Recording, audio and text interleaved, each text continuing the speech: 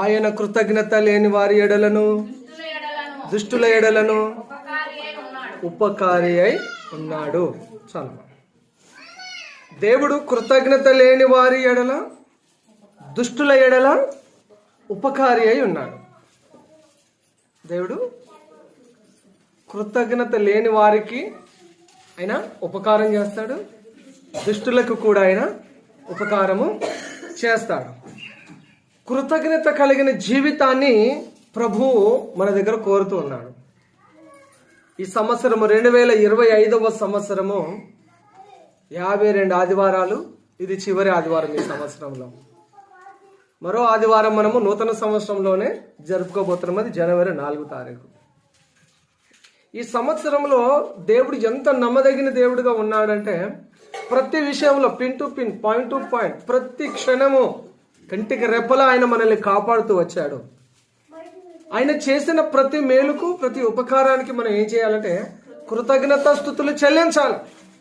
వాక్యం సెలవిస్తుంది, కృతజ్ఞత అర్పణలు చెల్లించచ్చు ఆయన గుమ్మంలో ప్రవేశించండి. 100వ కీర్తన 2.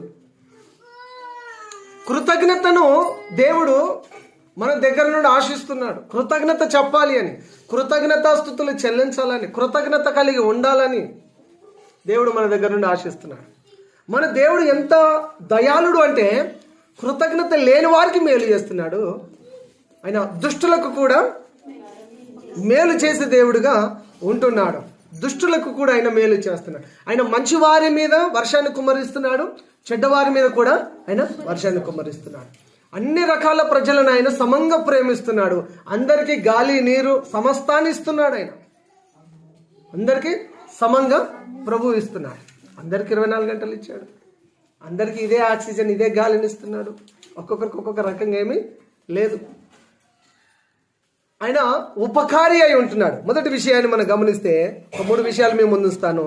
మొదటిది, దేవుడు ఉపకారి. ఆయన ఉపకారి కానీ అపకారి కాదు. మరి అపకారులు ఎవరు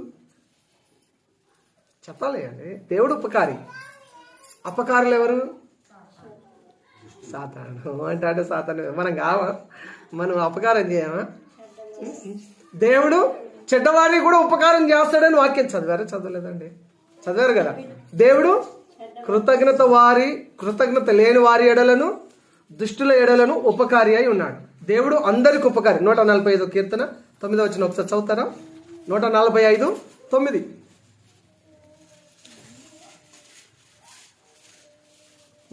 దొరికిందా?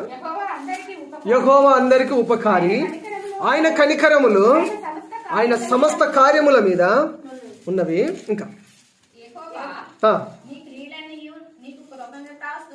యెహోవా నీ క్రియలన్నీయు నీకు కృతజ్ఞతాస్తుతులు చెల్లించుచున్నవి. దేవుడు చేసిన ప్రతి పని దేవునికి స్తుతి చెల్లిస్తున్నాడు.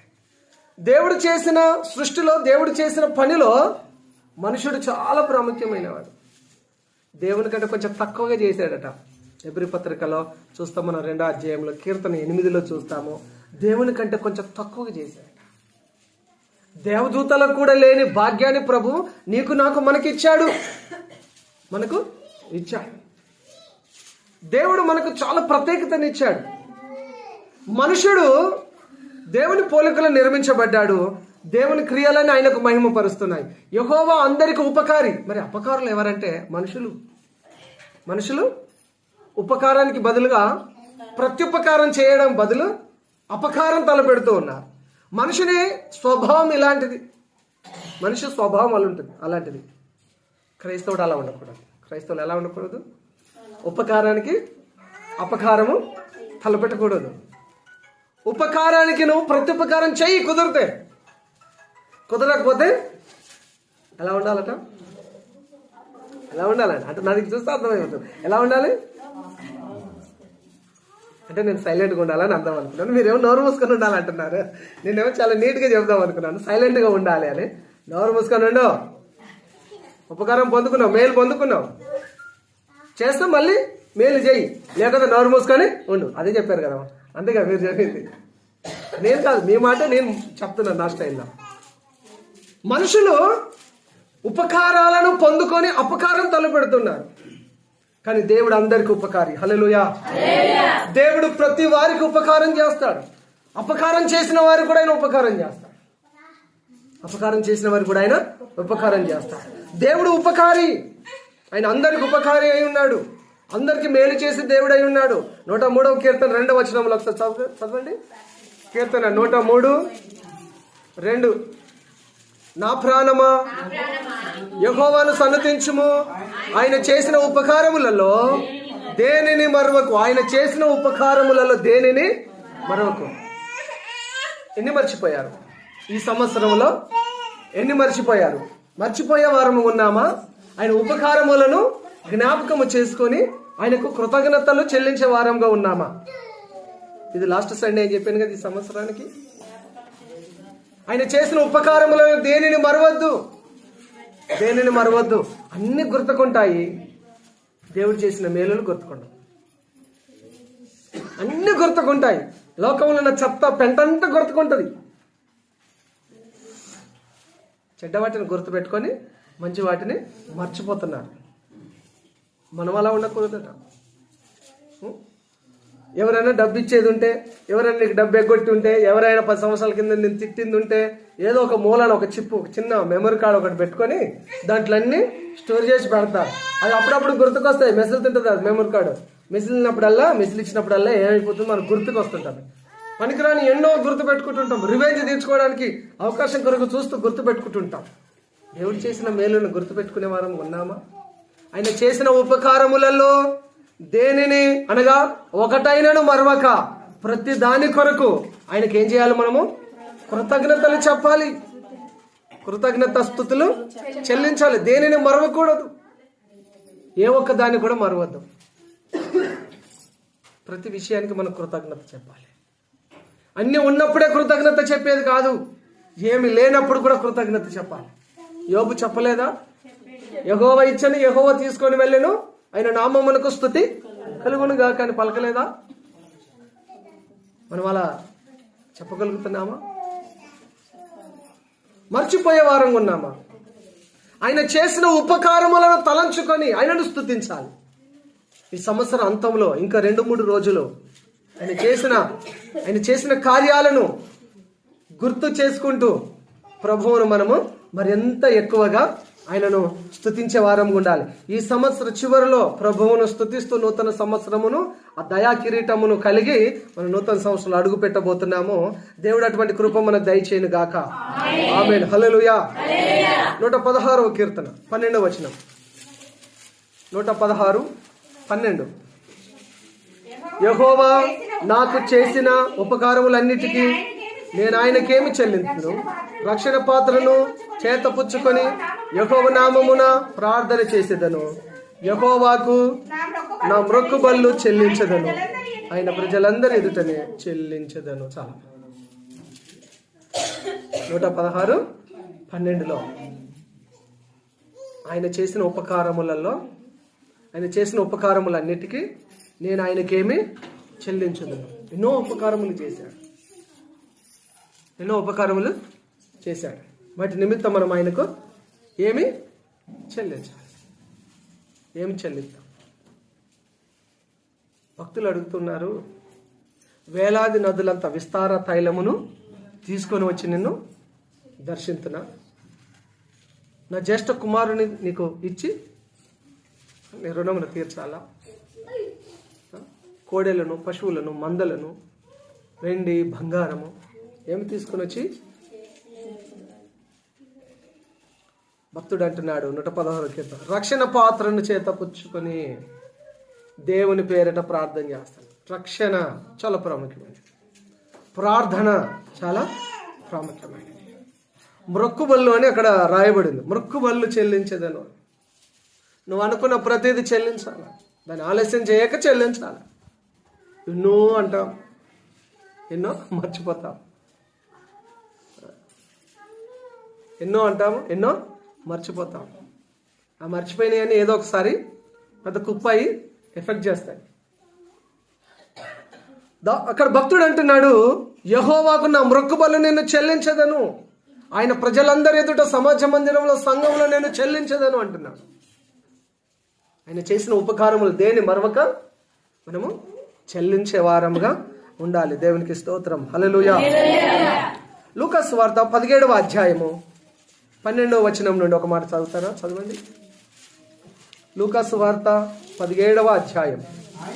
ఆయన గ్రామంలోనికి వెళ్తుండగా 10 మంది కుష్ఠరోగులు ఆయనకి ఎదురుగా వచ్చి దూరమున నిలిచి, యేసు ప్రభువా, మమ్ము కరుణించుమని కేకలు వేసిరి.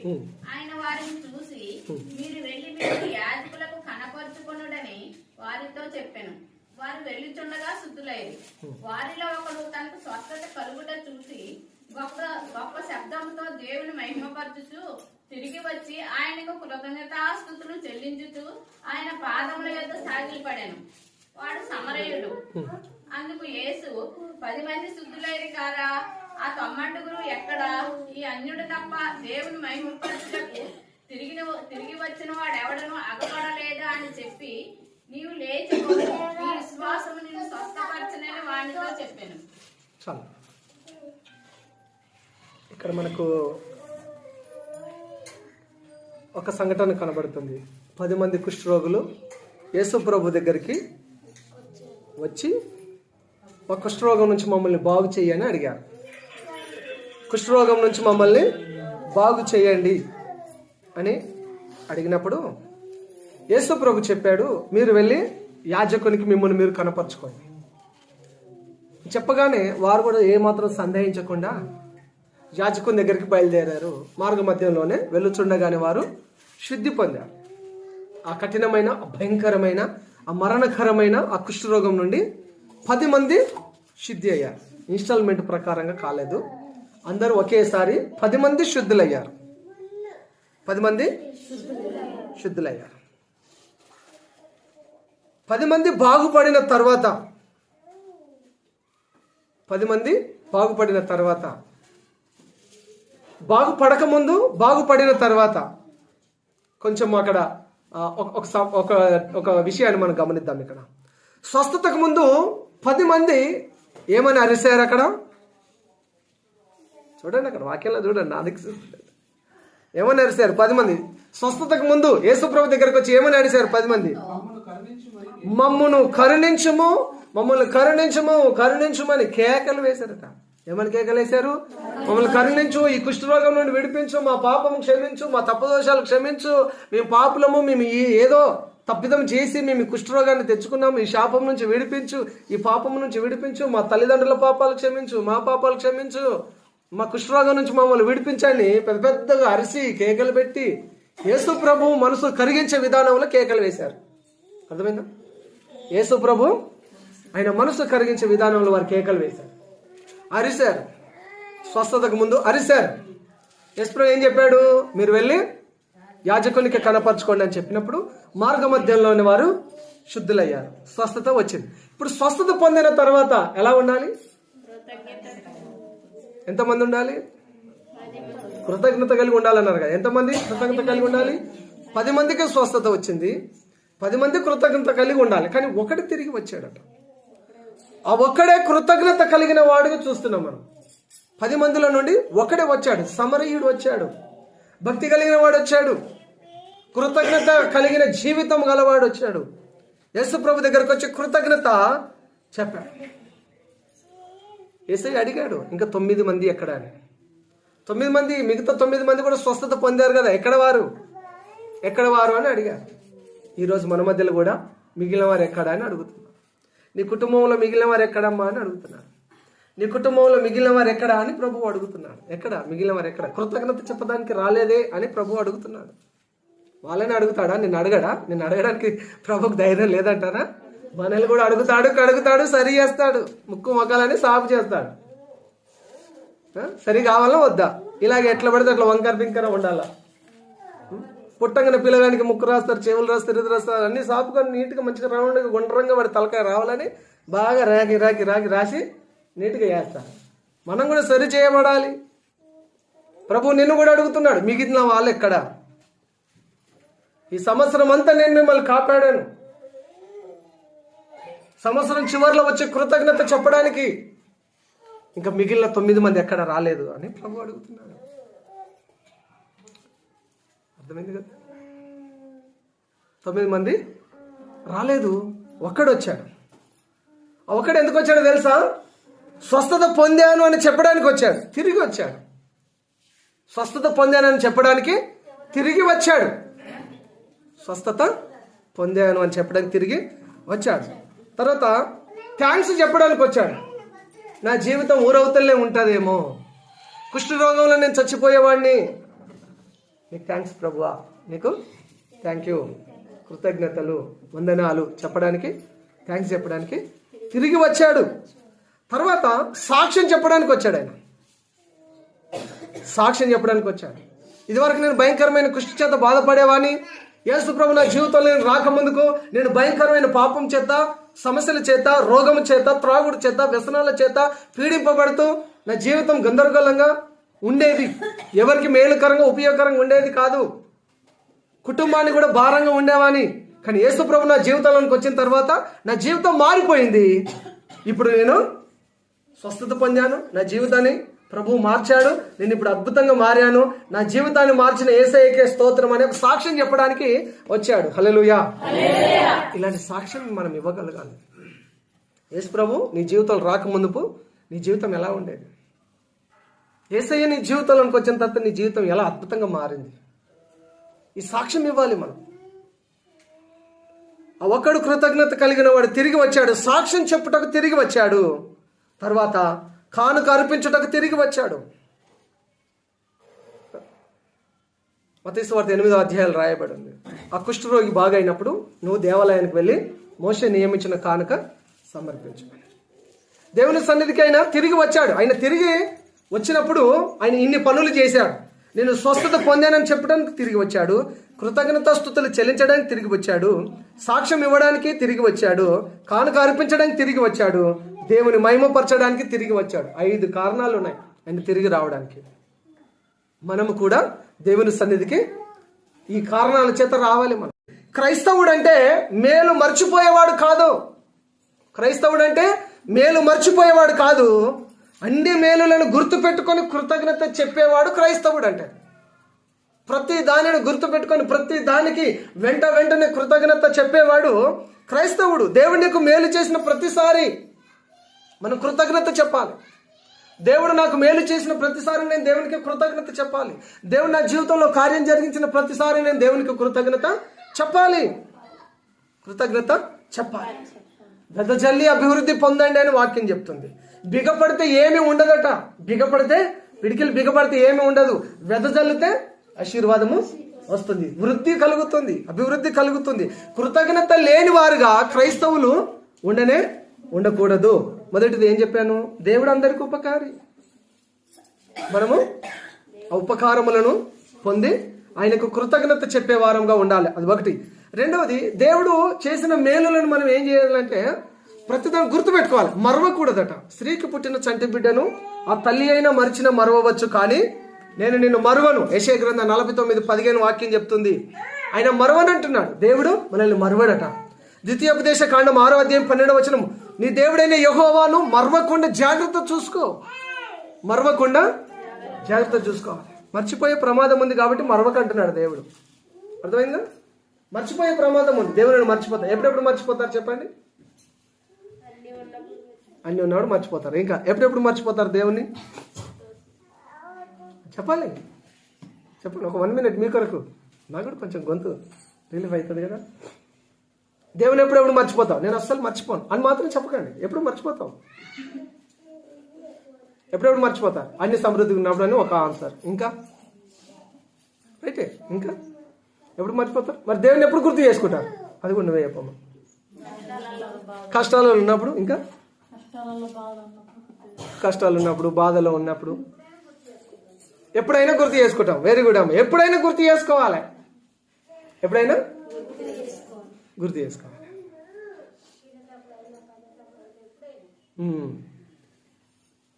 ఎప్పటికీ గుర్తు చేసుకోవాలి. కొంతమంది ప్రభు వాళ్ళ రోజు గుర్తు చేసుకుంటారు. ఆయన చేసిన ఉపకారములు గుర్తు చేసుకొని నన్ను జ్ఞాపకం చేసుకోండి అని ఉంది కదా. అప్పుడు సేవకుడు చెప్తాడు కాబట్టి అప్పుడు జ్ఞాపకం చేసుకోండి ఆయన శిలువ మరణాన్ని. ద్వితీయోపదేశ కాండం 6:12 నీ దేవుడైన యెహోవాను మరవకుండా జాగ్రత్త పడు. ఆయనను మరవకూడదు. మర్చిపోకూడదు. దేవునిని మరిస్తే ఏమవుతుందో కీర్తనలు 50వ కీర్తన 22వ వచనంలో ఉంది. దేవునిని మర్చిపోతే ఏమి జరుగుతుందో. దేవునిని మరచు వారలారా దీనిని యోచించుకొనుడి. దేవునిని మర్చిపోతే దేవునిని మరచు వారలారా యోచించుకొనుడి. లేని ఎడల చాలా అక్కడ వచ్చా. మర్చిపోతే ప్రమాదమే. మర్చిపోవద్దు. దేవునిని మర్చిపోవద్దు. ఆయన ఉపదేశమును మరవకుడి అని వాక్యం చెప్తుంది. సామెతలు 3 మొదటి వచనం. కుమారుడా నా ఉపదేశమును మరువకుము. ఆయన ఉపదేశమును మరవద్దు. దేవుని మందిరమును మరవకూడదు. ప్రార్థనను మరవకూడదు. విశ్వాస జీవితాన్ని, ఆత్మీయ జీవితాన్ని మరవకూడదు. సంఘ సహవాసాన్ని, ఆత్మీయ జీవితాన్ని, ప్రభు వల్ల సంస్కారాన్ని మరవకూడదు. మర్చిపోకూడదు. ఆయన చేసిన మేలులను మర్చిపోకూడదు. 103:2 మనం చదివాం కదా. నా ప్రాణమా ఆయన చేసిన ఉపకారములలో దేనిని ఒక్కదానిని కూడా మర్చిపోకూడదు. దేనిని కూడా మరవద్దు. నెక్స్ట్ చివరిది 1 తెస్సలోనిక పత్రిక 5:16 చదవండి, ముగించుకుందాము. 1 తెస్సలోనిక పత్రిక 5:16. ప్రతి విషయమునందును కృతజ్ఞతాస్తుతులు చెల్లించుడి.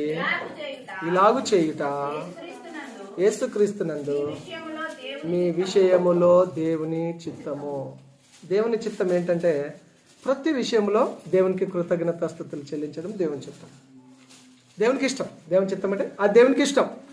ప్రతి విషయంలో మనం కృతజ్ఞత చెప్పాలంట. ఏ విషయాలలో కృతజ్ఞత చెప్పాలి? ఈ విషయంలో ఒక లైన్లో అయిపోతుంది. ఏ విషయాలలో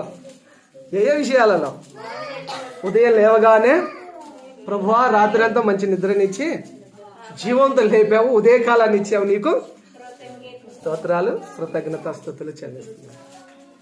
భోజనం ముందుకు వచ్చేసింది, ప్రభువా ఈ ఆహారాన్ని ఇచ్చినందుకు స్తోత్రం. ఇటువంటి ఆహారం లేని వారు అల్లాడిపోతున్నారు ప్రజలు, కానీ నాకు ఇచ్చావు స్తోత్రం. మంచి ఆరోగ్యం ఇచ్చావు, హాస్పిటల్కి వెళ్తే నిండిపోయారు రోగులంతా, కానీ నాకైతే మంచి ఆరోగ్యం ఇచ్చావయ్యా, నీకు స్తోత్రం. దేవుడు నీకు ఒక మంచి పనిని ఇచ్చాడు, ఉద్యోగము, వ్యాపారం, కూలి పని, మేస్త్రి పని, లేబర్ వర్క్, కంపెనీ, ఇక్కడ అక్కడ గృహిణి లేదా స్టూడెంట్స్, మీ పనులు ఉన్నాయి, బిజీ. పొద్దున లేచినప్పుడు మీ పనులలోకి వెళ్ళిపోతారు. ప్రభువా మంచి పనిని ఇచ్చావు, స్తోత్రాలు. పని పాట లేకుండా చాలా మంది ఉన్నారు, కానీ నాకు మాత్రం మంచి పని, స్తోత్రాలు కదా, కృతజ్ఞతలు చెప్పాలి కదా. ప్రతి విషయంలో అంటే చెప్తున్నా లిస్టు వరుస పెట్టి, ప్రతి విషయంలో మంచి సంఘాన్ని ఇచ్చావు, మంచి నాయకులను ఇచ్చావు, సేవకులను ఇచ్చావు, ఆత్మీయ సంఘాన్ని ఇచ్చావు, సంఘంలో స్త్రీ పురుషులు అందరినీ స్నేహంగా ఉండేటట్టు ఇచ్చావు, స్తోత్రాలు, వందనాలు. మంచి భర్తని ఇచ్చావు, మంచి భార్యని ఇచ్చావు, మంచి పిల్లల్ని ఇచ్చావు, పిల్లలకు చక్కటి ఆరోగ్యాలు ఇచ్చావు, అప్పు లేకుండా ఉంచావు, కావలసినప్పుడల్లా డబ్బు అవసరాలను తీరుస్తున్నావు అండి. కీడు నుండి తప్పిస్తున్నావు, దుష్టు నుండి తప్పిస్తున్నావు, మరణం నుండి తప్పిస్తున్నావు, అపాయం నుండి తప్పిస్తున్నావు, ఎన్నో ప్రాణాపాయ స్థితి, యాక్సిడెంట్ నుండి తప్పిస్తున్నావు. స్తోత్రాలు, స్తోత్రం చెప్పాలా వద్దా?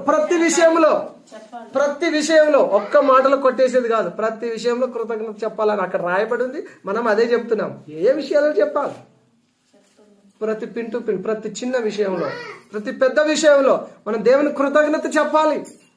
మనం కృతజ్ఞతను చెప్పాలి. కృతజ్ఞత కలిగిన జీవితాన్ని మనం జీవించాలి. కృతజ్ఞతాస్తుతులు మనం చెల్లించే వారంగా ఉండాలి. మనము ప్రతి విషయంలో ప్రభువా రాత్రంతా ప్రయాణంలో తోడుగున్నారు, క్షేమంగా చేర్చారయ్యా, స్తోత్రం. చెప్పారమ్మా? వీళ్ళు ముగ్గురు రాత్రంతా ప్రయాణం చేసి అందరికంటే ముందే వచ్చి చర్చిలో కూర్చున్నారు. ఇక్కడ కూర్చుని మనం అందరం ఏ ప్రయాణం చేయలేదు రాత్రంతా, అయినా లేట్లో ఉన్నాం. ఓకే, ప్రభువా నన్ను లేట్గా తీసుకొచ్చావు, స్తోత్రం అని చెప్తారు. అట్లా ఈ లేట్ ఎవరి ఫాల్ట్? ఎవరి తప్పిదము? మరి తప్పిదాలను ఇలాగే ఒక మూలను పెడదామా, సరి చేసుకొని కరెక్ట్ చేసుకుందామా? కృతజ్ఞత జీవితాన్ని జీవిద్దాము. మర్చిపోయే వారంగా ఉండకూడదు. ప్రతి విషయంలో దేవునికి స్తుతి చెల్లించాలి. కృతజ్ఞత స్తుతులు ప్రతి విషయంలో స్తుతి చెల్లించాలి. ఒకటి, ఆయన ఉపకారములు చేసే దేవుడు. మనము ఉపకారం చేయాలి, ఉపకారాలు పొందుకున్నాము, కృతజ్ఞత చెప్పాలని. ఆయన చేసిన ఉపకారం దేనిని మరవద్దు, మర్చిపోయే వారం ఉండదు. మర్చిపోతే ఏం జరుగుతుందో 50:22లో చూసాము. చివరిగా కృతజ్ఞత స్తుతులు చెల్లించాలి. ప్రతి విషయంలో స్తుతి చెల్లించాలి. ప్రతి విషయంలో స్తుతిని చేయాలి. స్తోత్రమయ్యా, ఈ పనిని బట్టి వందనాలు. స్తోత్రం. మంచి ఇల్లు ఇచ్చావు, స్తోత్రం. ఇల్లు లేని వారు అనేకులు బాధపడుతున్నారు. జేబు నిండా డబ్బు ఇచ్చావు, స్తోత్రం. డబ్బుల కొరకు లోకమంతా తల కిందలు అయిపోతా ఉంది. ఫైటింగ్ అంతా, పోరాటం అంతా డబ్బు కొరకే. నా అవసరాలు తీర్చడానికి నాకు కావాల్సిన ఇచ్చావయ్యా నీకు, స్తోత్రం. 3 పూటలో 4 పూటల భోజనం ఇచ్చావయ్యా నీకు, స్తోత్రం. స్తోత్రం చెప్పాలి ప్రభువుకు. మనం చెప్దామా? స్తోత్రం చెప్దామా? దేవుడి మాటలను మనం ఇంటికిలో దీవించును గాక. ప్రార్థన చేసుకుందాం. ఒక్క నిమిషం తలలోంచి